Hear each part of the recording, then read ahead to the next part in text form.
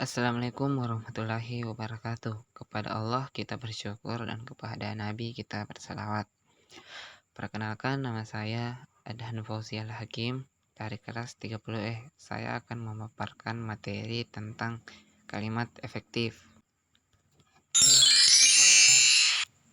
Pengertian kalimat efektif.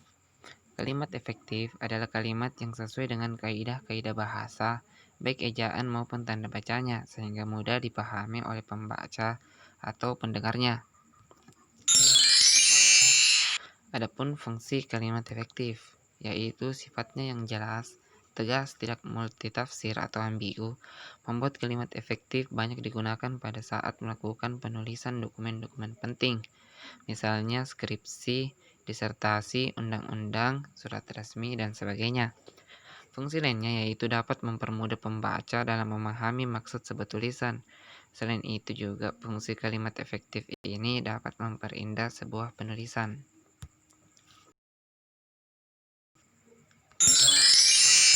Syarat-syarat kalimat efektif. Yang pertama, sesuai dengan ejaan yang disempurnakan. Sebuah kalimat efektif harus menggunakan ejaan maupun tanda baca yang tepat. Yang kedua, sistematis. Sebuah kalimat paling sederhana adalah yang memiliki susunan subjek dan predikat, kemudian ditambahi objek, pelengkap hingga keterangan.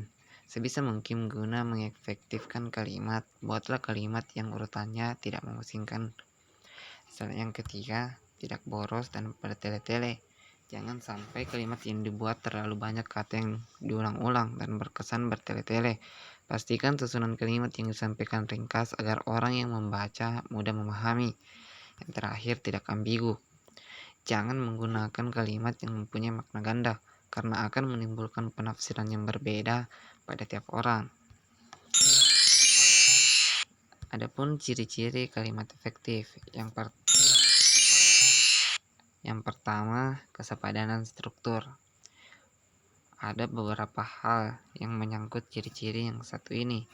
Yang pertama, jangan taruh kata depan atau preposisi di depan subjek karena akan mengaburkan pelaku di dalam kalimat tersebut.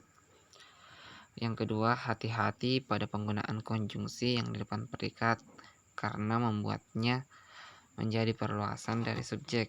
Yang ketiga, tidak bersubjek ganda. Bukan berarti subjek tidak boleh lebih dari satu, namun lebih ke arah menggabungkan subjek yang sama. Contohnya sebagai berikut. Selanjutnya, kehematan kata. Karena salah satu syarat kalimat efektif adalah ringkas dan tidak bertele-tele, kalian tidak boleh menyusun kata-kata yang bermakna sama di dalam sebuah kalimat. Ada dua hal yang memungkinkan kalimat yang tidak boros, sehingga tidak efektif. Yang pertama menyangkut kata jamak dan yang kedua mengenai kata-kata bersinonim. Contohnya sebagai berikut. Selanjutnya, kesejajaran bentuk. Ciri-ciri yang satu ini menyangkut soal imbuhan dalam kata-kata yang ada di kalimat, sesuai kedudukannya pada kalimat itu. Contohnya sebagai berikut. Selanjutnya, ketegasan makna. Tidak selamanya subjek harus diletakkan di awal kalimat, namun memang peletakan subjek seharusnya selalu mendahului predikat. Namun bisa juga meletakkan keterangan di awal kalimat untuk memberi efek penegasan. Penegasan kalimat seperti ini biasanya dijumpai pada jenis kalimat perintah, larangan, ataupun anjuran yang umumnya diikuti partikel lah ataupun. Contohnya sebagai berikut.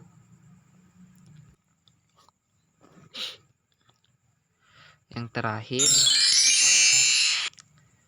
kelogisan kalimat. Ciri kalimat efektif terakhir yang amat krusial menyangkut kelogisan kalimat yang kalian buat atau dapat diterima oleh nalar.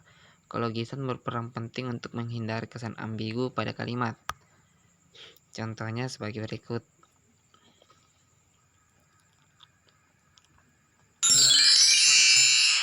Selanjutnya, struktur kalimat efektif. Yang pertama, struktur kalimat efektif umum. Unsur-unsur yang terdapat pada kalimat umum ini masih dibagi dua, yaitu unsur wajib serta unsur tidak wajib. Unsur wajib ialah subjek serta predikat, sementara unsur tidak wajib ialah unsur yang boleh disertakan dan boleh tidak disertakan, termasuk kata kerja bantu. Yang kedua, struktur kalimat efektif paralel. Struktur dalam kalimat efektif akan menggunakan bentuk bahasa sama yang digunakan dalam suatu susunan serial. Yang ketiga, struktur kalimat periodik. Struktur ini akan lebih mengemukakan unsur tambahan baru, lalu barulah menuju unsur intinya. Hal ini dilakukan agar dapat menarik perhatian pembaca. Selanjutnya, jenis-jenis kalimat efektif. Yang pertama, kalimat argumentasi. Contoh, besok saya tidak bisa mengikuti acara ini karena akan pergi ke Yogyakarta. Yang kedua, kalimat dalam penyampaian ide atau gagasan.